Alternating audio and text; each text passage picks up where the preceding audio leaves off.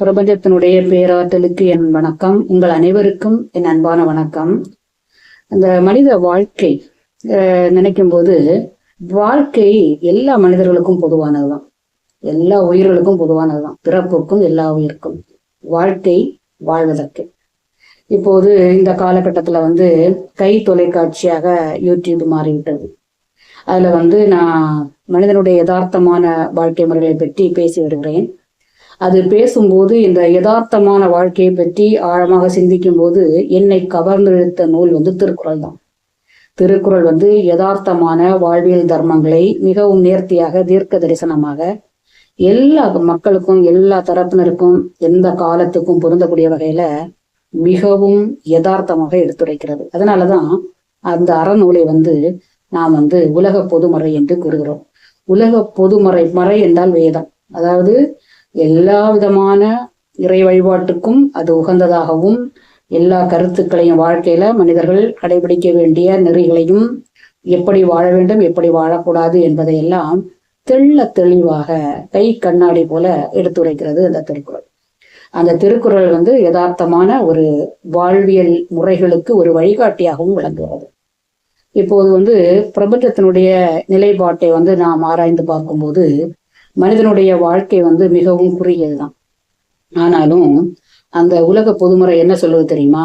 வையத்துள் வாழ்வாங்கு வாழ்பவர் வானுரையும் தெய்வத்துள் வைக்கப்படும் என்று சொல்கிறது. அதாவது இந்த வாழ்வாங்கு வாழ்தல் அப்படின்னு சொன்னா, வையத்துல அந்த பூ உலகத்திலையும், இம்மையிலும், பின்பு அதற்கு அடுத்த உலகத்திலும், அதாவது மறுமையிலும் மிகவும் யதார்த்தமாக, மிகவும் தார்மீக சிந்தனையுடன் வாழக்கூடிய மனிதன் வான் உரையும், பிரபஞ்சத்தில் உரையக்கூடிய தெய்வத்திற்கு இணையாக கருதப்படுவான் என்று உறுதியாக உரைக்கிறது திருக்குறள். அடுத்ததாக இந்த உலகத்துல பிரபஞ்சம் என்று பேசப்படுவது அது ஒரு இயற்கை உலகம் இல்லையா? அந்த இயற்கை உலகத்தினுடைய நுட்ப மூலங்களை நாம் ஆராய்ந்து பார்க்கும்போது அதுல 5 நுட்ப மூலங்கள் இருக்கிறது. அவை சுவை, ஒளி, ஊறு, ஓசை, மனம் அல்லது நாற்று. இந்த 5ம் நுட்ப மூலங்கள். அததான் வள்ளுவர் என்ன சொல்கிறார்னா, சுவை, ஒளி, ஊறு, ஓசை, நாற்றம் என 5ன் வகை தெரிவான் கட்டே உலகு என்கிறார்.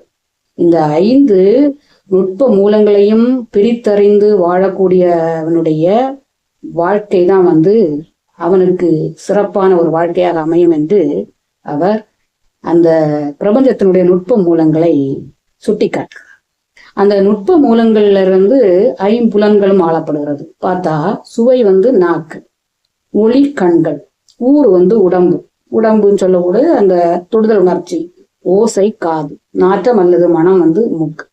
இந்த 5 உறுப்புகளுக்கும், 5 புலன்களுக்கும், 5 பூதங்களுக்கும் தொடர்பு இருக்கிறது. எப்படின்னா, சுவை நீராகிறது, நீராக கருதப்படுகிறது. ஒளி கண்களாக கருதப்படுது. ஊறு உடல், உடல் என்பது அந்த தொடு உணர்ச்சியாக இருக்கும்போது அது உடல் எதற்காக அந்த தொடுதல் காற்றுக்கு, வளிமண்டலத்தோடு ஒப்பிடப்படுகிறது.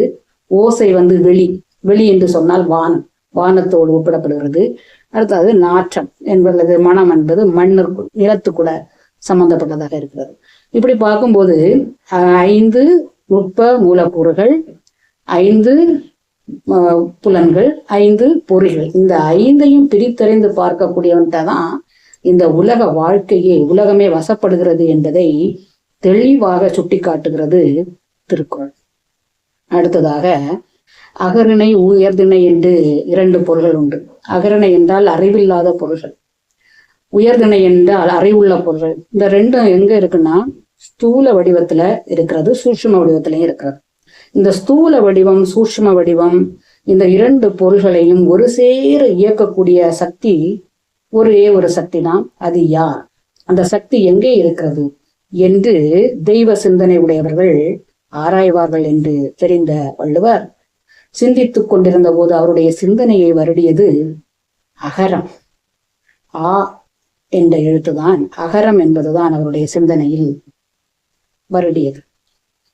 அகரம் என்ற எழுத்துக்கும் இறைவனுக்கும் என்ன சம்பந்தம் என்று யோசிக்கலாம். மனித உடலில் அற்புதமாக படைக்கப்படக்கூடிய ஒரு உறுப்பு இருக்கிறது. அது என்னன்னு சொன்னா குரல் நான். அந்த குரல் நான்ல ரத்த ஓட்டம் இருக்காது. அதை ஓக்கல் காட் என்று ஆங்கிலத்துல சொல்வார்கள். அது ஒரு ஒலியை எழுப்புறது. அந்த ஒலி மொழியாக மாறுகிறது. முதல்ல எல்லா தரப்பு மக்களும், எந்த நாட்டுல உள்ளவங்களும் சரி, எந்த மொழி பேசக்கூடியவர்களும் சரி, எந்த தெய்வங்களை வழிபடக்கூடியவர்களும் சரி, முதல்ல உச்சரிக்கக்கூடிய ஒலி ஆதான். கொஞ்சம் கூட நாக்கு அசைக்கும் போது ஆ என்ற அகரத்தை தான் முதல்ல மனிதர்களோ பேசுகிறாங்க. அந்த ஒலி மொழியாக மாறுகிறது. அந்த மொழி சொல்லக்கூடியது ஒரு அலை ஆற்றல். அதான் தலைமை அலை ஆற்றல். அதுதான் மனிதனுடைய வாழ்க்கைக்கு மிகவும் முக்கியமானது. மொழி என்ற தொலைத்தொடர்பு தான் மனிதனுடைய வாழ்க்கைக்கு ஒரு அஸ்திவாரமாக விளங்குகிறது. மனிதனுடைய வாழ்க்கை சீராக இயங்குவதற்கும் பிற உயிரிடத்தில் அவன் இடைவினை ஆற்றுவதற்கும் மொழி மிகவும் முக்கியம். அதே போல இந்த உலகம் முழுவதுமாக இயங்க வேண்டும் என்றால், பிறப்பு இறப்பு என்ற சுழற்சி பெற்றுக்கொண்டே இருக்க வேண்டும் என்றால் ஆண் பெண் என்ற 2 சக்திகள் தேவை. அப்போ ஆதி மூலமான ஆண் பெண் என்ற சக்தியை தான் வள்ளுவர் ஆதி பகவன் என்று குறிப்பிடுகிறார். ஆதி பகவன் என்ற 2 சக்திகளும் சிவ சக்தியாக எல்லா உயிர்களையும் படைக்கப்பட்டிருக்கிறது. அதனாலதான் இந்த உலக அண்டா சராசரங்கள் இயங்கி கொண்டிருக்கிறது. ஆகவே நாம் அகர முதல எழுத்தெல்லாம் ஆதி பகவன் முதற்றே உலகு என்பதை கொள்ள வேண்டும் என்கிறார். அதாவது மொழிகள் எழுத்துக்கள் எல்லாம் அகரத்தை முதலாக கொண்டு பிறப்பது போல இந்த உலக இயக்கம், இந்த பிரபஞ்ச இயக்கம் ஆண் பெண் சிவன் சக்தி என்ற 2 சக்திகளால் இயங்குகிறது என்பதை சொல்லி அதனை நாம் வணங்க வேண்டும் என்று நமக்கு ஒரு உன்னதமான தெய்வ சிந்தனையை தருகிறார் திருவள்ளுவர். அடுத்ததாக தெய்வத்தினுடைய தாளினையை வணங்கி தெய்வ இறை சக்தியை நாம் எப்படி நமக்குள் உருவேற்ற வேண்டும் என்பதற்கான வழிகாட்டுதலாக 10 குறளை கடவுள் வணக்கமாக நமக்கு ஒவ்வொன்றாக மிகவும் நேர்த்தியாக படைத்திருக்கிறார் வள்ளுவர். அவற்றில் அடுத்த ஒரு குறள், கற்றதனாலேய பயனன் கொல் வாளறிவன் நட்டாள் தொழார் என்கிறார். அதாவது கண்ணுடைய நரம்புக்கும் நம்ம மூளையினுடைய நரம்புக்கும் தொடர்பு உண்டு. 2ம் ஒத்திசைந்து செயல்படக்கூடியது. கண் காட்சி பெறுகிறது. அந்த காட்சி சிந்தனையாக உருவெடுக்கிறது. அப்போ கடவுளை நம்ம நினைக்கும் போது கடவுளை ஒரு உருவத்தை ஒரு உருவமாக நினைத்து நாம் கண்ணில் காணும் போது நம்முடைய அகக்காட்சியில் தெய்வ சிந்தனை மலர்கிறது. அப்ப தெய்வத்தினுடைய திருவடிகள் நம் கண்களுக்கு தெரிகிறது. இப்போ கற்றதனாலேய பயனென்கொல் வாளறிவன் நட்டாள் தொழார். அந்த வால் அறிவு அப்படின்னு சொன்னா தூய்மையான அறிவு.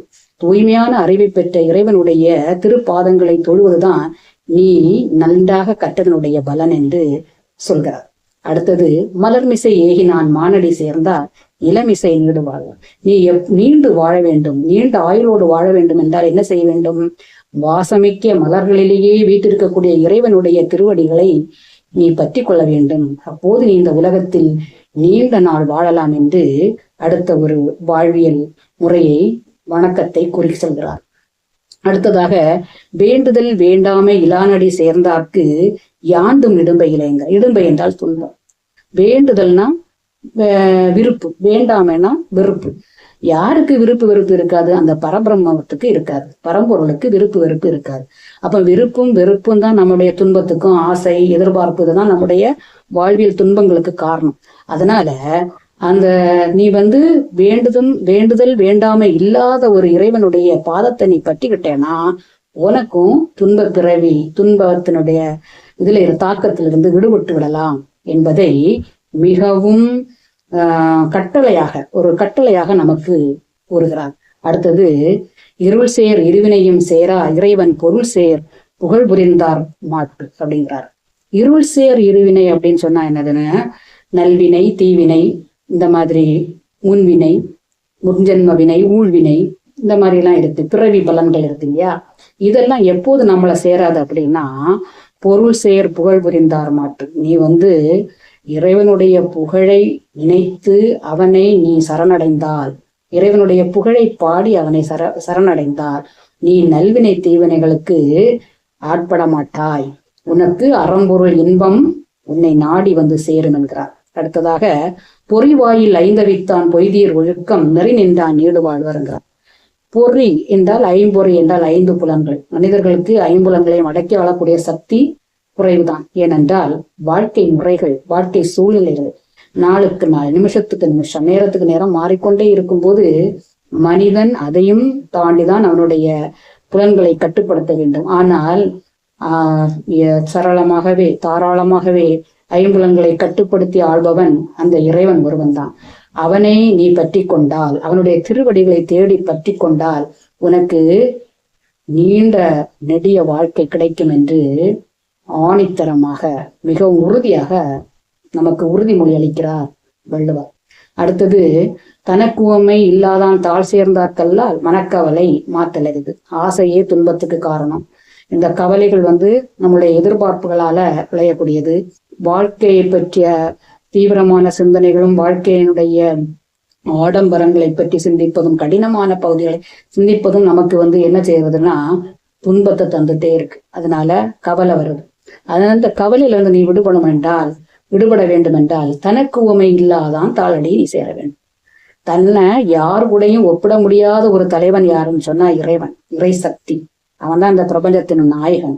அவனை பற்றி நீ நினைச்சிட்டேனா, அவனுடைய பாதங்களை பற்றிக்கிட்டேனா உன்னால என்ன செய்ய முடியும்? எல்லா கவலையிலிருந்தும் முற்றிலுமாக விடுபட முடிய வேண்டும் என்று கவலையிலிருந்து விடுபடக்கூடிய யுக்தியை நமக்கு சொல்லித் தருகிறார் வள்ளுவர். அடுத்ததாக, எல்லா உயிர்களுக்கும் ஏற்புடைய இந்த வழிபாட்டு முறைகளை எல்லாம் சொல்லித்தந்த வள்ளுவர் சொல்கிறார், என் கோளில் பொறியில் குணமில்லவே என் குணத்தான் தாளை வணங்காதலை என்கிறார். அதாவது நம்மளுடைய ஐம்பொறிகளும் நம்மளுடைய தலையில தான் இருக்குது இல்லையா? அந்த தலையில இருக்கிறதுனால இந்த தலை தாகத்தை கொண்டு இறைவனை நம்ம சரணடைய வேண்டும். நம்முடைய சிரத்தால் இறைவனுடைய பாதங்களை பணியும் போது உன்னுடைய ஐம்பொறிகளுக்கும் ஒரு பலன் கிடைக்கிறது என்கிறார். அடுத்ததாக, நம்முடைய வாழ்க்கையை கடல் என்கிறார், பிறவி பெருங்கடல் என்கிறார். அறவாழி அந்தனன் தாழ் சேர்ந்தார்கல்லால் பிறவாழி நீந்தல் அரிது அப்படிங்கிறார். அறவாழி அறக்கடல், அறக்கடலாகி அந்த கடவுளை நீ சரணடைஞ்சாதான் உன்னுடைய பிறவி பெருங்கடலை நீந்தி நீ கடந்து உன்னுடைய வாழ்க்கையை வட்டத்தை தெய்வா சந்நிதியில் கொண்டு ஒப்படைக்க முடியும். நீ தெய்வீகமாக மாற முடியும் என்று எழிலாக நயமாக எடுத்துரைக்கிறார் வள்ளுவர். இவ்வாறு இன்றைய காலச்சக்கரத்தில், இந்த நவீன உலகத்தில் இறை வழிபாடு என்பது மிகவும் ஆடம்பரமாக கொண்டாடப்படுகிறது. அபிஷேகங்கள் செய்வதும் நைவேத்தியம் செய்வதும் இறை வழிபாடு என்று இறை வழிபாட்டிற்கு முக்கியத்துவம் கொடுக்கிறார்கள். இறைவனுக்கு எல்லாவற்றையும் அர்ப்பணிப்பது, நம்மையே நாம் அர்ப்பணிப்பது சால சிறந்ததுதான். இறைவனுக்காக அபிஷேக பொருளாக கொடுக்கக்கூடிய பால், தயிர், வெண்ணெய், நெய், பஞ்சாமிர்தம் போன்றவற்றை இறைவனுக்கும் அழியுங்கள், இறைவனுக்கும் அர்ப்பணியுங்கள், இறைவனுக்கு பல்வேறு அபிஷேகங்கள் செய்யுங்கள். அது இறை சக்தியை பிரபஞ்சத்தில் அதிகரிக்கும். ஆனால் அதே சமயத்தில் ஏழை எளியவர்களுக்கும் வழங்குங்கள், ஏழையின் செழிப்பில் இறைவனை காணுங்கள் என்று இந்த தர்மம், வாழ்வியல் தர்மம் கூறுகிறது. அடுத்ததாக ஒரு சிறு கதை ஞாபகத்துக்கு வருகிறது. ஒரு விவசாயி அவனுடைய தோட்டத்தில் ஒரு வாழை குலைய போட்டது. அதை தன்னுடைய கூலி தொழிலாளி, தன்னுடைய வீட்டில் வேலை செய்யக்கூடிய கூலி தொழிலாளியிடம் அந்த வாழைக்குலையை கொண்டு இறைவனுடைய கோவிலுக்கு, ஆலயத்திற்கு கொண்டு காணிக்கையாக செலுத்துமாறு கூறி அனுப்புகிறார் விவசாயி. அப்போது அந்த தொழிலாளிக்கு வழியில் பசி எடுத்து 2 பழங்களை எடுத்து சாப்பிட்டு விட்டார். மீறி வாழைக்குலையை, வாழைத்தாரை கொண்டு இறைவன் சன்னிதானத்தில் ஒப்படைத்து விட்டார். அப்போது விவசாயிக்கு கனவு வந்தது. கனவில் இறைவன் தோன்றி, நான் 2 பழங்களை மிகவும் ருசித்து சாப்பிட்டேன், என்னுடைய பசி அடங்கிற்று என்று இறைவன் கூறினார். உடனே விவசாயிக்கு கோபம் வந்தது. மறுநாள் காலை அந்த தொழிலாளியை கூப்பிட்டு நடந்த விவரத்தை கேட்டார். அவர் சொன்னார், எனக்கு வழியில் செல்லும் போது மிகவும் பசி எடுத்தது, நான் 2 பழங்களை சாப்பிட்டேன், மீதியை கொண்டு நான் இறை கோவிலுக்கு, ஆலயத்தில் நான் கொடுத்து விட்டேன் என்று கூறினார். அப்போது விவசாயி உணர்ந்தார், இறைவன் சாப்பிட்டது இந்த ஏழை சாப்பிட்ட 2 பழங்களை தான். ஆகையால் ஏழைகளுக்கு தானம் செய்வதும் இறைவனுக்கு செய்வதற்கு சமம்தான். மக்கள் தொண்டே மகேசன் தொண்டு என்று நாம் எல்லாவற்றுக்கும் நன்மை செய்து அறநெறியை பின்பற்றி நாம் வாழும்போது பிரபஞ்ச பேராற்றல் நமக்குள் பெருகும், தெய்வீக சக்தி நமக்குள் இருக்கும். வள்ளுவர் சொன்னது போல் நாம் வானுரையும் தெய்வத்துள் வைக்கப்படுவோம் என்று கூறி பிரபஞ்ச பேராற்றலுக்கு நன்றி கூறுகிறேன். வாழ்வும் நலமாக, வளர்வோம் நலமாக. வணக்கம்.